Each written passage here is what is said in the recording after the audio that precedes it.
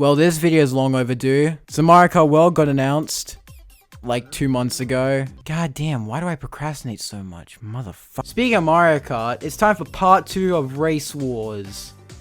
I need to call it something else. However, this is no longer a battle between the Blue Hedgehog and the Fat Italian, who are both somehow Olympians, because a new competitor has joined the battle.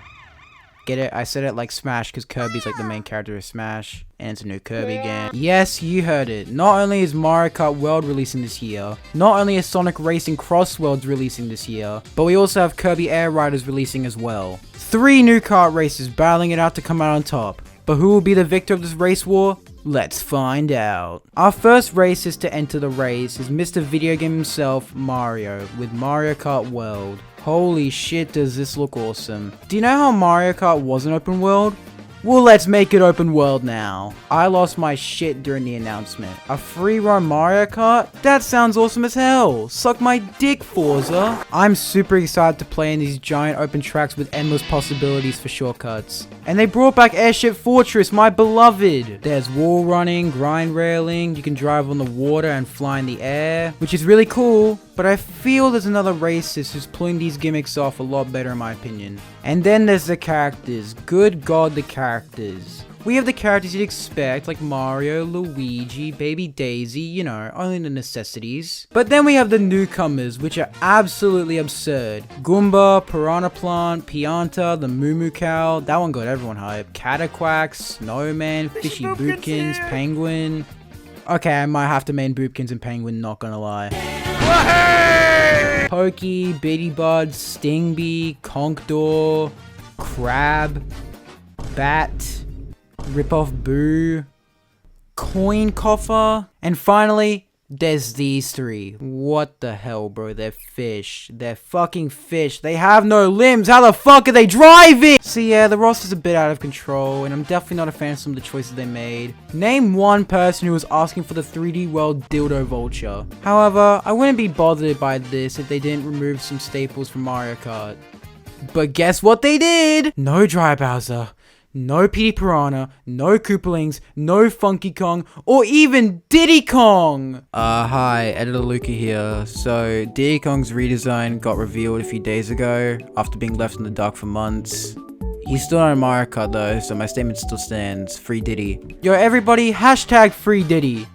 Like Kong, Free Diddy Kong, not the other one. Another thing that makes Mario Kart World goated is the push for voice chat with your friends. I love that Nintendo was promoting this as a way to have fun and innocent conversations between young wholesome adults with no foul language and the utmost respect, when we all know how it's actually gonna go down. I had 2 bullets in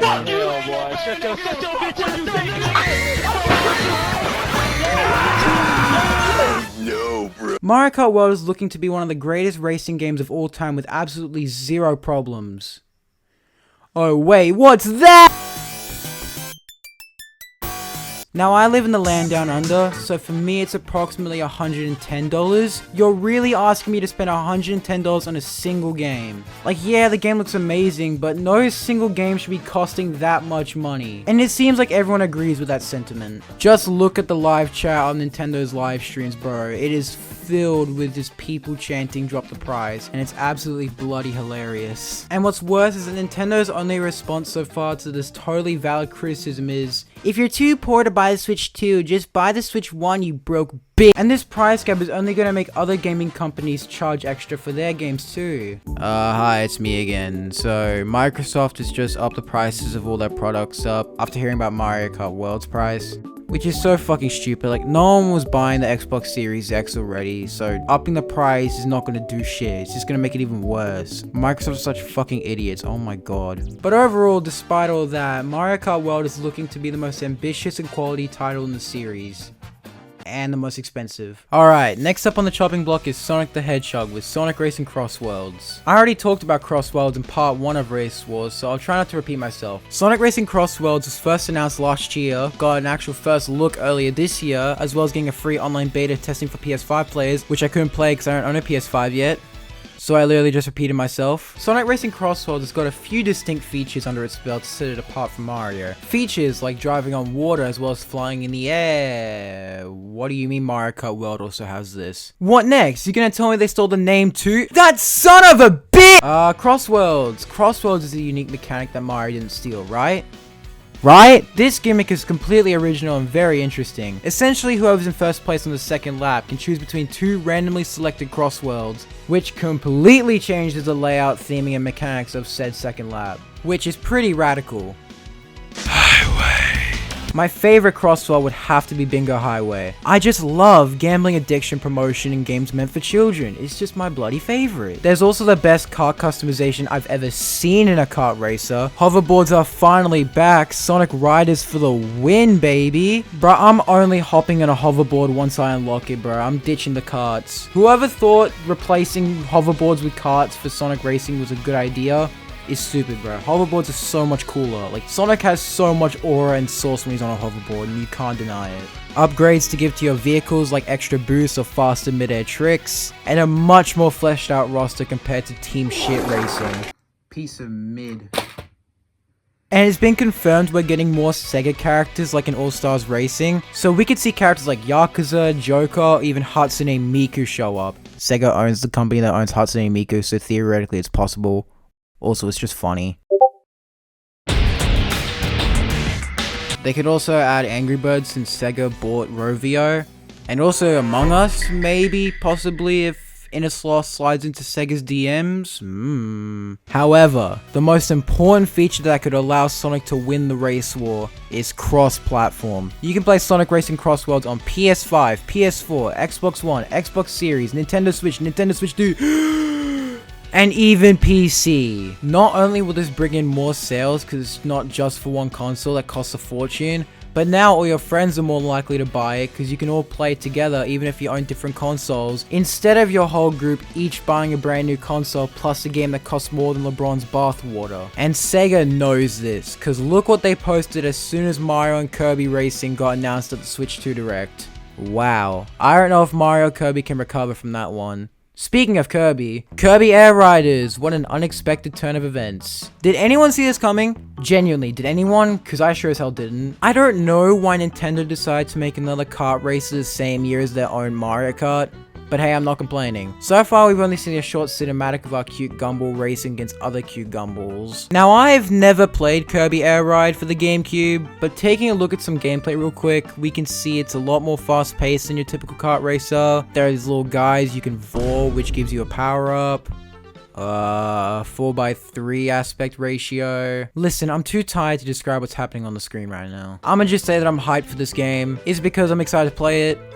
No, it's all because of him. The most beautiful man alive, Masahiro freaking Sakurai. Yep, he's back. After retiring from game design after Smash Ultimate ended to focus on his YouTube channel, he's now officially back to kick some tail. And if he's back, that means a new Kid Icarus and new Smash Bros, baby! Sakurai is truly the all-time GOAT, and I know him and his son will pull through with this new racing game. Alright, that was a lot of yapping. It's time for the final verdict. Who's gonna win this race war? Mario with Mario Kart World, Sonic with Racing CrossWorlds, or Kirby with Air Riders? They all each have their own strengths that set them apart from each other. Mario has a free roam open world, built-in voice chat, the biggest and dumbest character roster, a plentiful amount of new mechanics, and the clear biggest budget. Sonic has the best kart customization, kart morphing mechanics, stage morphing mechanic, has Shadow the motherfucking Hedgehog, and is multi-platform with crossplay. And Kirby has